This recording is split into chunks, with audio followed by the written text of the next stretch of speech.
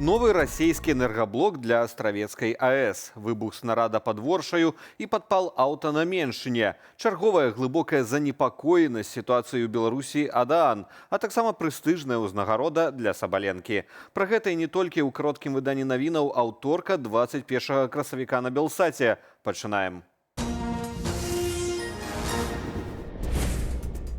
Завершаецца рэгістрацыя абітурыентаў на цэнтралізаванае тэставанне. Прайсці рэгістрацыю і атрымаць абавязковы друкаваны пропуск на ЦТ можна будзе толькі да вечара 22 красавіка.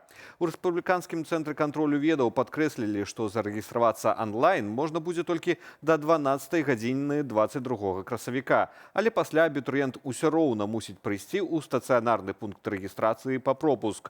Яны будуць працаваць да 19 гадзіны. Пры сабе абавязкова мець пашпарт. Там жа можна і зарэгістравацца, калі вы не зрабілі гэтага загадзя онлайн. Колькасць месцаў у кожным пункце тэставання і для кожнага прадмету абмежаваная. Таму чым пазней вы зоймецеся рэгістрацыяй, тым менш шансаў трапіць у зручны пункт або на патрэбную дату. Расійская дзяржкарпарацыя «Росатом» у 2026 годзе падрыхтуе юрыдычную базу і падпіша дамовы на будаванне трэцяга энергаблоку беларускай АЭС. Пра гэта заявіў гендырэктар кампаніі Алексей Лихачоў. Подле яго гэта будзе чарговы блок з рэактарам ВВЭР 1200. Акурат гэткія ўжо працуюць на БелАЭС у Астраўцы.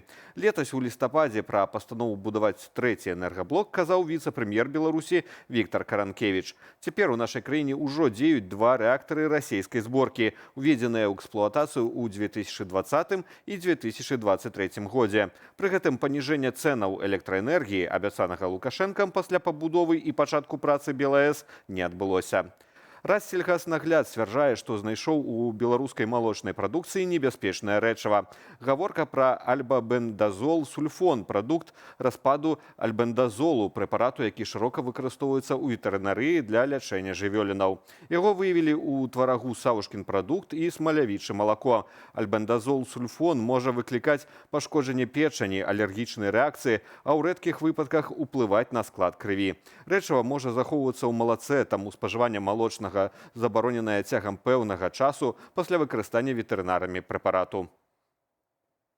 Маршруты дэпартацыі, адказныя асобы і актуальнае месца перабывання. У Гаазе 16-17 красавіка прайшла маштабная скаардынаваная аперацыя, прысвечаная расследаванню гвалтоўнага вывазу украінскіх дзяцей з акупаваных тэрыторыяў у Расею і Беларусь, паведамляе прэсавая служба Еўраполу. У офісе арганізацыі сабраліся каля 40 адмыслоўцаў з 18 краінаў, эксперты, асінт-аналітыкі, прадстаўнікі міжнароднага крымінальнага суда і няўрадавых арганізацыяў. Былі складзеныя 45 прафайлаў з доказамі канкрэтных выпадкаў дэпартаваных дзяцей, якую Еўрапол кваліфікуе як ваеннае злачынства.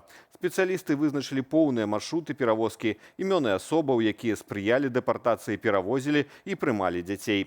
Названыя таксама вайсковыя часткі, куды некаторых дзяцей пасля ідэалагічнай апрацоўкі дасылаюць ваяваць супраць сваёй радзімы. Нагадаю, што пытаннем дэпартацыі украінскіх дзяцей у Беларусь або праз тэрыторыю нашай краіны займаецца Народнае антыкрызіснае ўпраўленне на чале з Паўлам Латушкам. Камандзе НАУ удалося сабраць інфармацыю пра больш як 3,5 тысячы такіх выпадкаў. Інфармацыя перададзеная ў офіс пракурора Міжнароднага крымінальнага суда. Група экспертаў ААН па правах чалавека выпусціла адмысловую заяву адносна абыходжання са зняволенымі ў беларускіх калоніях і практыкі анулявання пашпартоў былым палітвязням. Асаблівую ўвагу незалежныя эксперты ААН надалі сітуацыі ў наваполацкай калоніі, дзе вязняў падвяргаюць працягламу адзіночнаму ўтрыманню, дысцыплінарным спагнанням і рэпрэсіям за спробы падаць афіцыйныя скаргі на дзеянні адміністрацыі. У якасці прыкладу прыводзіць сітуацыю Ігара Лосіка, які пасля доўгага утрымання ў поўнай ізаляцыі і нечалавечых умовах здзейсніў спробу самагубства, за што атрымаў дадатковыя рэпрэсіі замест псіхалагічнай і медычнай дапамогі. Сваю глыбокую занепакоенасць і заклік забяспечыць гуманныя ўмовы ўтрымання вязняў эксперты ААН сфармавалі і ў лісце на адрас уладаў Беларусі.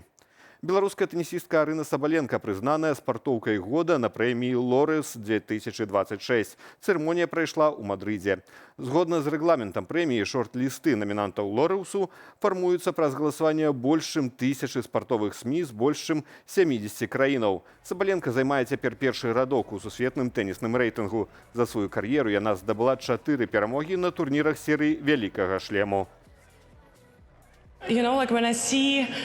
Калі я гляджу спіс пераможцаў папярэдніх гадоў, гэта прымушае мяне задумацца. Гэта здаецца крыху вар'яцтвам. Ведаць, што маё імя будзе побач з гэтымі легендамі, з гэтымі спартоўкамі, на якіх я глядзела і якімі захаплялася. Але таксама, шчыра кажучы, гэта вельмі хвалюе.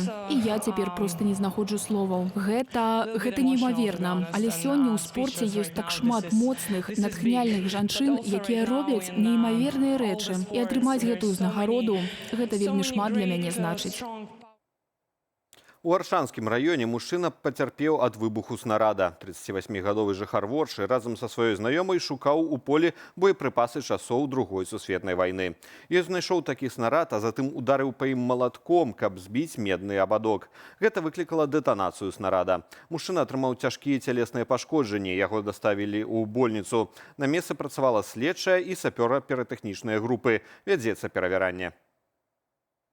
У жыхара пасёлку Мачулішы, што ў Менскім раёне, згарэла прыпаркаванае аўта. Як высветлілася, гэта быў падпал.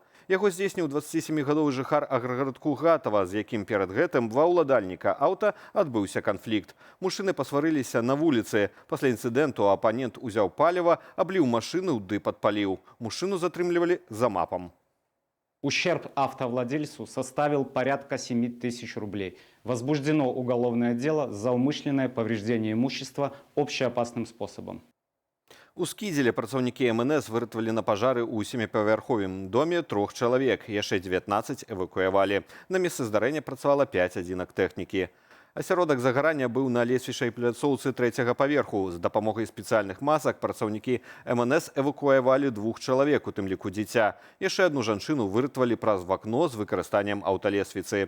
Пасля агляду жыхарку дома шпіталізавалі. З 19 эвакуяваных асобаў 10 дзеці. Для назірання медыкі шпіталізавалі 16-гадовую дзяўчынку-падлетка. Астатнім жыхарам дапамога не спатрэбілася. Пасля праветрывання яны змаглі вярнуцца ў свае кватэры. Прычыны здарэння вызначаюцца. Сёння радаўніца дзень, калі беларусы наведваюць магілы продкаў. Яе адзначаюць у аўторак на 9-й дзень пасля праваслаўнага Вялікадня. Традыцыі правядзення гэтага дня розніцца ў залежнасці ад мясцовасці. Людзі могуць ісці спачатку памінаць блізкіх у царкву, а потым ужо на могілкі. У іншых месцах абыходзіцца без царквы. Адрозніваюцца і традыцыі памінальных пачастункаў. Дзесьці на могілках пакідаюць сціплую ежу, а дзесьці накрываюць багатыя сталы. Агульныя для розных рэгіёнаў Беларусі ў гэты дзень візіты родзічаў і сваякоў памерлых на могілкі. Больш падрабязная інфармацыйная карціна дня чакае вас у вечаровых эфірах «Аб'ектыву» і студыі «Белсат» о 19-й гадзіне паводле Менску. Заклікаю падпісвацца на сацыяльныя сеткі «Белсату», а таксама ставіць лайкі і пакідаць каментары пад гэтым выданнем у Ютубе. Яны дапамагаюць нам пашыраць праўдзівую інфармацыю. Аднак дбайце пра ўласную лічбавую бяспеку. Беражыце сябе і заставайцеся з «Белсатам».